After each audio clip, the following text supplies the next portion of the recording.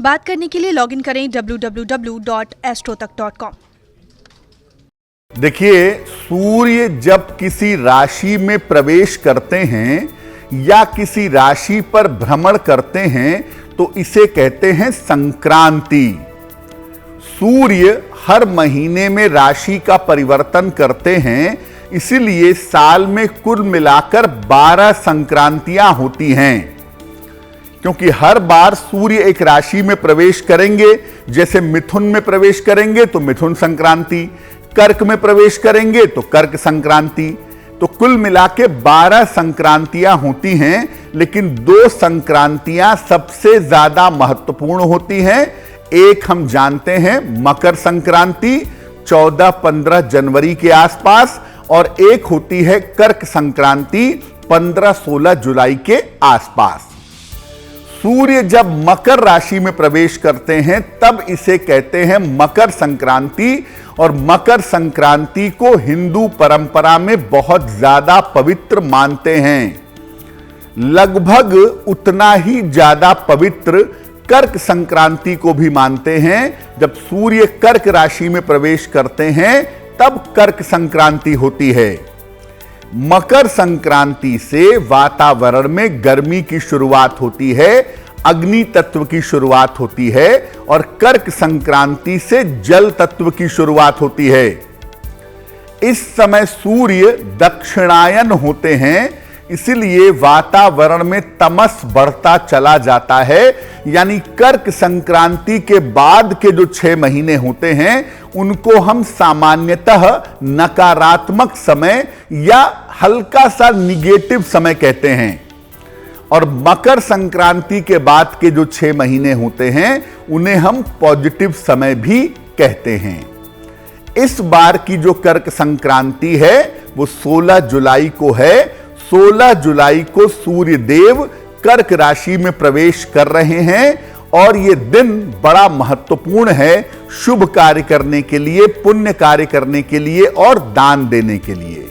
तो जितना महत्वपूर्ण, जितना मूल्यवान मकर संक्रांति का मौका होता है, कर्क संक्रांति का मौका भी उतना ही ज्यादा मूल्यवान है, उतना ही ज्यादा कीमती है। देखिए, जैसा आपको पहले बताया कि सूर्य देव जब किसी राशि में प्रवेश करते हैं तो उसको हम कहते हैं संक्रांति, और जब कर्क राशि में प्रवेश करते हैं तो इसको हम कहते हैं कर्क संक्रांति। कर्क संक्रांति को हिंदू धर्म में अत्यंत महत्वपूर्ण माना जाता है।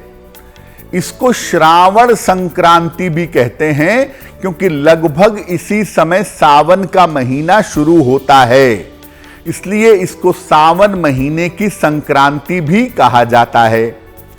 इस समय से जो तामसिक शक्तियां हैं, जो निगेटिव एनर्जी है, वो प्रभावशाली होने लगती है, नकारात्मक ऊर्जा बढ़ जाती है। इसीलिए आप देखिए कि कर्क संक्रांति के बाद से मोटे तौर से अगले 4 महीने के लिए शुभ काम बंद हो जाते हैं, क्योंकि जो निगेटिव एनर्जी है, जो तामसिक शक्ति है, वो ताकतवर हो जाती है।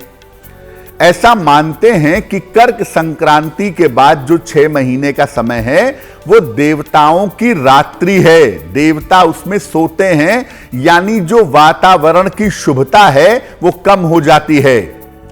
इस समय देवताओं की शक्ति क्षीण हो जाती है, यानी जो पॉजिटिव एनर्जी है, जो शुभता है, वो कम हो जाती है।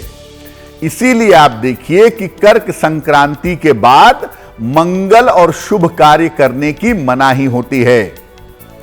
अगर आप चाहते हैं कि इस समय जीवन में शक्ति मिले, शुभता मिले, तो इन 6 महीनों में ज्यादा से ज्यादा पूजा, उपासना और ध्यान आपको करना चाहिए।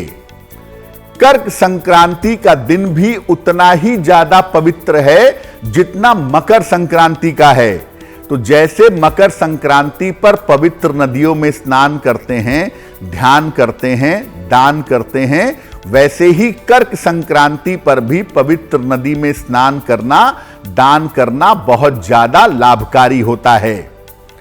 कर्क संक्रांति पर कुछ विशेष काम जरूर करने चाहिए, और अगर वो विशेष काम आप करते हैं तो आपके जीवन में शुभता पैदा होती है, जीवन की बाधाएं दूर हो जाती हैं। इसीलिए आप जितना महत्वपूर्ण मकर संक्रांति को समझते हैं, कर्क संक्रांति को भी उतना ही महत्वपूर्ण आपको समझना चाहिए। देखिए, सूर्य देव कर्क राशि में प्रवेश कर रहे हैं 16 जुलाई को।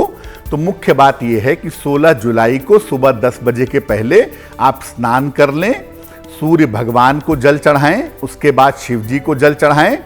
अगर किसी पवित्र नदी में स्नान कर लें तो बहुत ही शुभ होगा, नहीं तो घर के जल में ही थोड़ा सा गंगा जल मिला करके उस जल से स्नान कर लीजिएगा, पहली बात। दूसरी और महत्वपूर्ण बात यह है कि आपको स्नान करने के बाद मंत्र का जप करना है। तो पहले भगवान शिव के मंत्र का जप करें, नमः शिवाय का या ओम नमः शिवाय का, और इसके बाद सूर्य देव के मंत्र का जप करें, ओम आदित्याय नमः का या ओम घृणी सूर्याय नमः का। इसके बाद जो सूर्य से संबंधित चीजें हैं, जैसे गेहूं है, आटा है, लाल वस्त्र हैं, तांबे के बर्तन हैं, मीठी चीज है, इसका दान आप किसी निर्धन व्यक्ति को करिएगा और आशीर्वाद लीजिएगा। कर्क संक्रांति का पर्व आपके लिए अच्छा होगा। कर्क संक्रांति के पर्व पर भगवान शिव की आप जितनी पूजा करेंगे, आने वाले 1 साल में आप उतने ही स्वस्थ रहेंगे।